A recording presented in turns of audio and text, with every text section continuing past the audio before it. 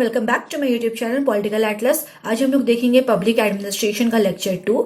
और public administration आपको BA के थर्ड ईयर में पढ़ना है या फिर आपका पब्लिक एडमिनिस्ट्रेशन ऐसा ऑनर्स पेपर है तो भी मेरा वीडियो आपको हेल्प करेगा। आज हम लोग देखेंगे कि लोक प्रशासन का क्षेत्र क्या होता है, यानी कि स्कोप ऑफ पब्लिक एडमिनिस्ट्रेशन।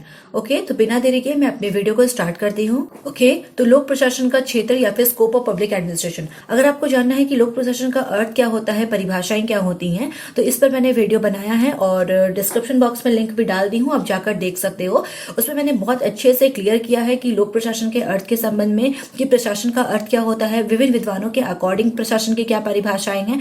फिर उसके बाद मैंने समझाया है कि लोक प्रशासन का क्या अर्थ है और लोक प्रशासन की परिभाषा क्या है, ये विभिन्न विद्वानों के अनुसार। तो आप जाकर देख सकते हो, आपको और ज्यादा क्लियर हो जाएगा पब्लिक एडमिनिस्ट्रेशन का पेपर। ठीक है, तो आज हम लोग देखते हैं सीधे इसके क्षेत्र को। तो थोड़ा सा मैं यहाँ पे लोक प्रशासन के बारे में बता देती हूँ कि सरकार द्वारा संपन्न क्रियाएं व्यापक, सार्वजनिक और लोक हित की होती है। यानी सरकार जो भी कार्य करती है वो सार्वजनिक होती है, जनता के हित में होती है और वह वृहद क्षेत्र में या फिर व्यापक होती है। इसलिए सरकारी कार्य के प्रशासन को हम लोक प्रशासन कहते हैं। और लोक प्रशासन के अंतर्गत वे सभी क्रियाएं आ जाती हैं जिनका संबंध लोक नीति को लागू करना होता है।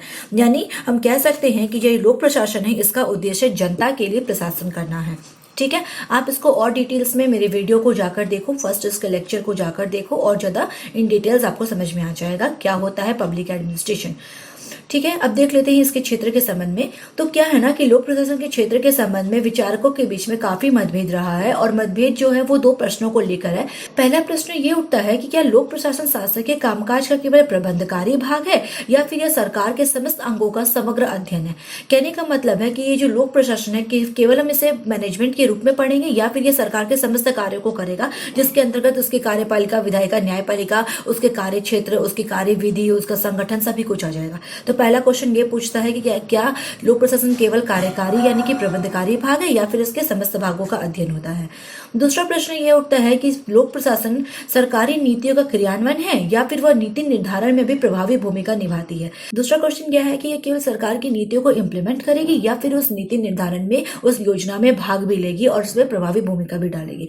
तो ये दो प्रश्न इसके क्षेत्र को लेकर आते हैं। पहला प्रश्न है कि इसका संबंध केवल प्रबंधकारी है या सरकार के समस्त अंगों तक है। दूसरा प्रश्न है कि यह सरकार की नीति को केवल क्रियान्वित करेगी, इम्प्लीमेंट करेगी या फिर उस योजना में नीति का निर्धारण साथ देगी, उस योजना का निर्माण में पार्टिसिपेट करेगी और प्रभावी भूमिका अदा करेगी। ठीक है, तो ये दो प्रश्न सामने आते हैं और इस आधार पर लोक प्रशासन के क्षेत्र के संबंध में चार दृष्टिकोण सामने देखने को मिलते हैं। और वह है व्यापक दृष्टिकोण, ब्रॉडर व्यू, दूसरा संकुचित दृष्टिकोण, नैरो व्यू, तीसरा पोस्ट कॉप दृष्टिकोण, पोस्ट कॉप व्यू, और चौथा है लोक कल्याणकारी दृष्टिकोण यानी वेलफेयर और आइडियलिस्टिक व्यू। यहाँ पे ये सभी जो है ये दृष्टिकोण ये लोक प्रशासन के क्षेत्र के अंतर्गत आते हैं। तो लोक प्रशासन का क्षेत्र क्या होता है, तो आपको इन सभी चारों दृष्टिकोण को लिखना होगा जो इसके क्षेत्र को क्लियर करते हैं। ठीक है, तो पहला है व्यापक दृष्टिकोण या ब्रॉडर व्यू। तो लोक प्रशासन के क्षेत्र के संबंध में व्यापक दृष्टिकोण को अपनाया है एल डी वाइट ने, मार्क्स ने, विलोबी ने, निग्रो ने और साइमन ने। तो इन विद्वानों ने, इन विचारकों ने लोक प्रशासन के क्षेत्र के व्यापक दृष्टिकोण को अपनाया है। और एल डी वाइट ने कहा है कि लोक प्रशासन में वे सभी कार्य आ जाते हैं जिनका उद्देश्य सार्वजनिक नीति को पूरा करना या लागू करना होता है। जब मैंने लोक प्रशासन की परिभाषा बताई थी लेक्चर 1 के वीडियो में, तो मैंने ये डेफिनेशन भी आपको क्लियर किया था कि ये इसकी परिभाषा होती है। तो कहीं ना कहीं एल डी वाइट की यह परिभाषा क्लियर करती है कि लोक प्रशासन का जो संबंध है वो व्यापक है, क्योंकि इसमें इसका उद्देश्य क्या है, सरकार की नीति को पूरा करना है या फिर लागू करना है और इसके अंतर्गत सभी कार्य आ जाते हैं। तो ये इसके व्यापक दृष्टिकोण को दर्शाता है। दूसरा है विलोबी। इनका कहना है कि अपने व्यापक अर्थ में लोक प्रशासन उस कार्य का प्रतीक है जो सरकारी कार्य के वास्तविक संपादन से संबंध होता है, चाहे वे कार्य सरकार की किसी शाखा से संबंधित ही क्यों ना हो। तो यहाँ पे विलोबी ये कहना चाहते हैं कि लोक प्रशासन जो है अपने व्यापक अर्थ में उन सभी कार्यों को करेगा जिसका संबंध सरकारी कार्यों से होता है, और चाहे वह सरकार की किसी शाखा यानी कि कार्यपालिका शाखा से या फिर व्यवस्थापिका शाखा से या फिर न्यायपालिका शाखा से ही क्यों न संबंधित हो, किसी भी शाखा से क्यों न संबंधित हो, इसके अंतर्गत समस्त कार्य आ जाते हैं। ठीक है, तो विलोबी यह कहना चाहते हैं कि लोक प्रशासन का क्षेत्र व्यापक है जिसमें सरकार के समस्त कार्य इसके अंतर्गत आ जाते हैं, चाहे इसकी शाखा कोई भी क्यों ना हो।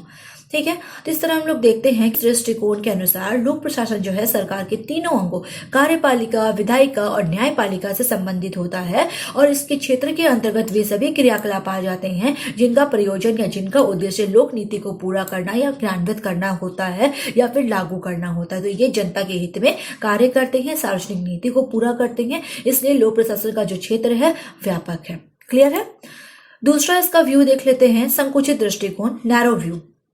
ओके तो लोक प्रशासन के संकुचित दृष्टिकोण को किसने अपनाया है? साइमन, हर्बर्ट साइमन और लूथर गुलिक ने अपनाया है। साइमन का कहना है कि लोक प्रशासन से अभिप्राय उन क्रियाओं से है जो केंद्र, राज्य और स्थानीय सरकारों की कार्यपालिका शाखाओं द्वारा संपादित की जाती है।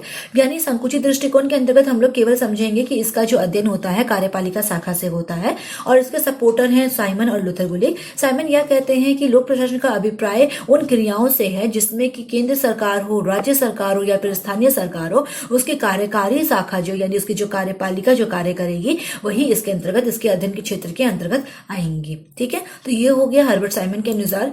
दूसरा है लूथर गुलिक, ये कहते हैं कि लोक प्रशासन का विशेष संबंध कार्यपालिका से, ये डायरेक्टली कहते हैं कि जो पब्लिक एडमिनिस्ट्रेशन का जो संबंध होता है, विशेष संबंध उसकी कार्यपालिका से है, एग्जीक्यूटिव से है। तो ये हो गया संकुचित दृष्टिकोण जिसके सपोर्टर हैं हर्बर्ट साइमन और लूथर गुलिक। तो अतः हम कह सकते हैं कि लोक प्रशासन के संकुचित दृष्टिकोण में लोक प्रशासन का संबंध शासन की केवल कार्यपालिका शाखा से है, व्यवस्थापिका या न्यायपालिका शाखा से नहीं है, जिसमें कार्यपालिका के संगठन कैसे होगा, उसकी कार्यप्रणाली क्या होगी, उसकी कार्य पद्धति क्या होगी, उन सभी चीजों का अध्ययन किया जाता है। ये हो गया लोक प्रशासन के क्षेत्र का दूसरा दृष्टिकोण, संकुचित दृष्टिकोण। ठीक है, थर्ड है पोस्ट कॉर व्यू। लोक प्रशासन के कार्य क्षेत्र के संबंध में लूथर गुलिक ने जिस मत का प्रतिपादन किया उसे पोस्ट कॉर्प कहा जाता है। लूथर गुलिक से पहले हेनरी फ्योल ने भी पोस्ट कॉर्प दृष्टिकोण को अपनाया था, लेकिन इसे व्यवस्थित रूप से प्रस्तुत करने का श्रेय अगर किसी को जाता है तो वह जाता है लूथर गुलिक को। इसलिए हम लोग कहते हैं कि लूथर गुलिक ने लोक प्रशासन के क्षेत्र का अध्ययन करने के लिए जिस मत का प्रतिपादन किया था उसे हम पोस्ट कॉर्प दृष्टिकोण या पोस्ट कॉर्प व्यू कहते हैं। ठीक है, और इसका प्रयोग हेनरी फ्योल ने भी किया, लेकिन व्यवस्थित रूप से सिस्टमैटिक रूप में अरेंज करने का श्रेय जाता है लूथर गुलिक को। अब क्या है पोस्ट कॉर्प व्यू, उसको भी समझ लेते हैं। जो पोस्ट कॉर्प है ये अंग्रेजी भाषा जो होती है उसके 7 शब्दों से मिलकर बना है, और इसमें 7 इसके प्रमुख इसमें लेटर्स आते हैं, जैसे POSDCORB। तो ये 7 लेटर से उससे मिलकर बना है पोस्ट कॉर्प। इसका मीनिंग क्या है एक एक करके समझ लेते हैं। ये शब्द जो होते हैं इस प्रकार से हैं: P फॉर प्लानिंग यानी योजना बनाना, O फॉर ऑर्गेनाइजिंग यानी संगठन बनाना, एस फॉर स्टाफिंग यानी कर्मचारी की व्यवस्था करना, डी से है आपका डायरेक्टिंग यानी निर्देश देना, CO दैट मीन्स कोऑर्डिनेशन समन्वय बनाना या समन्वय करना, R फॉर रिपोर्टिंग रिपोर्ट देना, B फॉर बजटिंग यानी बजट तैयार करना।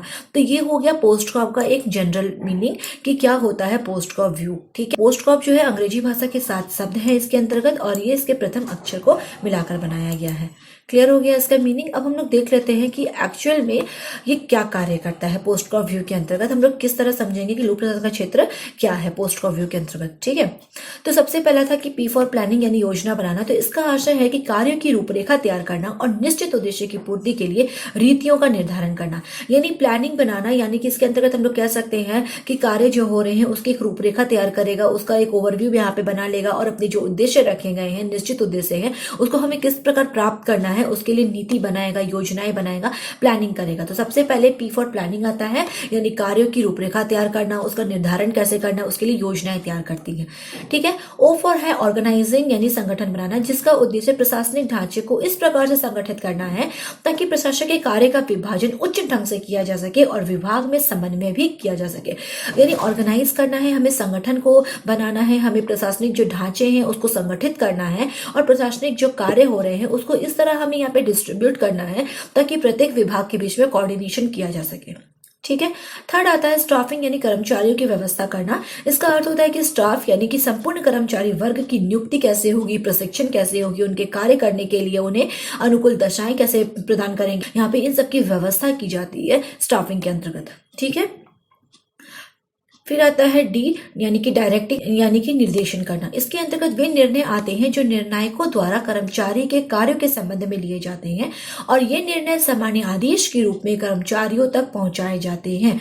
कहने का मतलब है डायरेक्टिंग का मतलब होता है सिंपल वे में निर्देश देना होता है।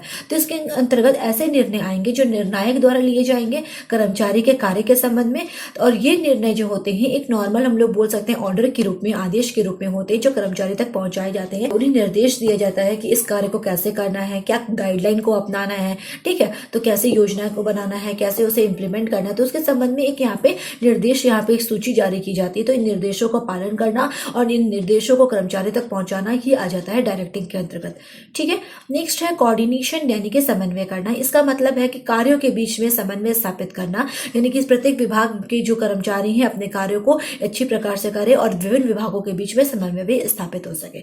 नेक्स्ट है फिर रिपोर्टिंग, यानी रिपोर्ट देना। इसमें क्या है कि वरिष्ठ और निम्न कर्मचारी जो होते हैं वे अपने कार्य के संबंध में निरीक्षण अधिकारी जो रखे जाते हैं उनको सूचित करते हैं समय समय पर अपने रिपोर्ट देकर कि वे क्या कार्य कर रहे हैं या नहीं कर रहे हैं। तो केवल निम्न कर्मचारी को रिपोर्ट नहीं देना है, वरिष्ठ कर्मचारी को भी रिपोर्ट तैयार करके निरीक्षण अधिकारी को देना होता है, ठीक है, अपने कार्यों के संबंध में। नेक्स्ट है बजटिंग, यानी बजट तैयार करना। इसका अध्ययन बजट तैयार करने से होता है। जब कोई योजना का निर्माण हो रहा है या फिर हम कोई कार्य कर रहे हैं प्रशासन के अंतर्गत, कोई योजना का निर्माण कर रहे हैं, कोई पॉलिसी को लेकर आ रहे हैं, तो सबसे पहले हमें बजट भी रेडी करना होता है कि हमारा ये जो पॉलिसी है कितने बजट के अंतर्गत बन जाएगा। तो ये सभी चीज़ों को ये पोस्टकॉप दृष्टिकोण के अंतर्गत हम लोग समझते हैं, जो मैनेजमेंट का ही एक पार्ट है। पोस्टकॉप क्या है? मैनेजमेंट का पार्ट है। तो इसे अपनाया है लूथर गुलिक्स ने और बहुत ही ईजी वे में मैंने यहाँ पे क्लियर कर दिया है इनके मीनिंग को, POSDCORB। क्लियर है? तो ये लोक प्रशासन का एक क्षेत्र माना जाता है। नेक्स्ट आता है इसका 5वां क्षेत्र, लोक कल्याणकारी दृष्टिकोण। इट मीन्स वेलफेयर और आइडियलिस्टिक व्यू। लोक प्रशासन के क्षेत्र से संबंधित एक अन्य दृष्टिकोण लोक कल्याणकारी दृष्टिकोण है। और लोक कल्याणकारी का मतलब होता है जनता का कल्याण करना। और लोक कल्याणकारी दृष्टिकोण को आदर्शवादी दृष्टिकोण भी कह सकते हैं, आइडियलिस्टिक व्यू भी इसे हम कह सकते हैं। इस दृष्टिकोण के समर्थकों का मानना है कि जो राज्य होता है, जो हमारा स्टेट है और जो हमारा पब्लिक एडमिनिस्ट्रेशन है, दोनों इक्वल होता है, दोनों में समानताएं होती हैं। इन्होंने क्यों कहा कि राज्य और लोक प्रशासन में समानता पाई जाती है? क्योंकि हम कहते हैं कि वर्तमान समय में राज्य जो है अब लोक कल्याणकारी राज्य स्थापित हो गया है और राज्य जो है उसका स्वरूप लोक कल्याणकारी बन गया है। तो इसी प्रकार लोक प्रशासन भी लोक कल्याणकारी बन गया है, क्योंकि जिस तरह राज्य को हम लोक कल्याणकारी कह रहे हैं, ठीक उसी प्रकार लोक प्रशासन भी लोक कल्याणकारी बन गया है, क्योंकि दोनों का लक्ष्य जनता का कल्याण करना है, जनता के हित के बारे में सोचना है। और जो भी नीति लोग बनाते हैं वो लोक नीति के संबंध में ही बनाते हैं, जनता के संबंध में ही बनाते हैं। तो कहीं ना कहीं जो राज्य एक लोक कल्याणकारी दृष्टिकोण को अपनाता है, लोक प्रशासन भी लोक कल्याणकारी दृष्टिकोण को अपनाता है, जिनमें दोनों का उद्देश्य जनहित होता है। इसलिए हम लोक प्रशासन के एक क्षेत्र को लोक कल्याणकारी दृष्टिकोण भी मानते हैं। क्लियर है? अभी जैसे मैंने लोक प्रशासन के क्षेत्र को क्लियर किया है कि 4 इसके क्षेत्र है, व्यापक है, संकुचित है, पोस्टकॉप है, लोक कल्याणकारी है, तो इसको मैंने अच्छी तरह से क्लियर कर दिया है। अब हम लोग यहाँ पे निष्कर्ष पर पहुंचते हैं कि क्या होता है इस लोक प्रशासन के क्षेत्र का अध्ययन करने पर निष्कर्ष क्या सामने आते हैं। तो देखा जाए तो लोक प्रशासन का जो क्षेत्र है वो काफी व्यापक है, क्योंकि इसके क्षेत्र के अंतर्गत केंद्र सरकार, राज्य सरकार और स्थानीय सरकार के सभी स्तरों की सरकारों का संगठन, कार्यप्रणाली, कार्य पद्धति का अध्ययन होता है। केंद्र सरकार चाहे हो, चाहे वह राज्य सरकार हो, चाहे वह स्थानीय सरकार हो, उसके सभी स्तर यानी कार्यपालिका हो, व्यवस्थापिका हो, न्यायपालिका हो, उसके सभी स्तरों का संगठन कैसे होगा, कार्यप्रणाली कैसे होगा, उसकी कार्य पद्धति क्या होगी, कैसे वो कार्य करेगा, उसमें कौन कौन व्यक्ति शामिल होगी, तो सभी क्षेत्रों का इसके अंतर्गत अध्ययन किया जाता है। तो इसमें साथ ही इसमें पोस्टकॉप द्वारा जो दर्शाई गई तकनीक है उसका भी अध्ययन होता है। किस तरह से हम प्लानिंग करेंगे, ऑर्गेनाइज कैसे करेंगे, staffing, directing, coordination, reporting and budgeting किस तरह से होगा, इसका भी यहाँ पे एक मैनेजमेंट तरीके से, प्रबंधकीय तरीके से यहाँ पे इसको भी शामिल किया गया लोक प्रशासन के क्षेत्र के अंतर्गत। ठीक है, साथ ही साथ इसमें मानवीय संबंधों का भी अध्ययन होता है, ह्यूमन रिलेशन का भी अध्ययन होता है, और इसके अंतर्गत जो अधिकारी वर्ग है और जो कर्मचारी वर्ग है उनके बीच में कैसा रिलेशन होता है। तो इन सभी चीजों को भी हम लोक प्रशासन के क्षेत्र के अंतर्गत समझेंगे। ठीक है, तो इसलिए लोक प्रशासन का क्षेत्र जो है व्यापक होता है। और हम लोग आगे भी यह भी कह सकते हैं कि जन कल्याणकारी और समाजवादी विचारधारा का जिस तरह प्रगति हो रहा है, ठीक उसी तरह लोक प्रशासन का क्षेत्र भी दिन पे दिन बढ़ता चला जा रहा है। क्लियर है? तो इसका क्षेत्र व्यापक है, बहुत इजी वे में मैंने क्लियर किया है। आई होप कि आपको समझ में आ जाएगा। चलिए अपने लेक्चर के एंड पर चलते हैं। अगर आज का आपको मेरा वीडियो अच्छा लगा हो तो प्लीज मेरे वीडियो को लाइक करें और अपने फ्रेंड्स के साथ शेयर भी जरूर करें।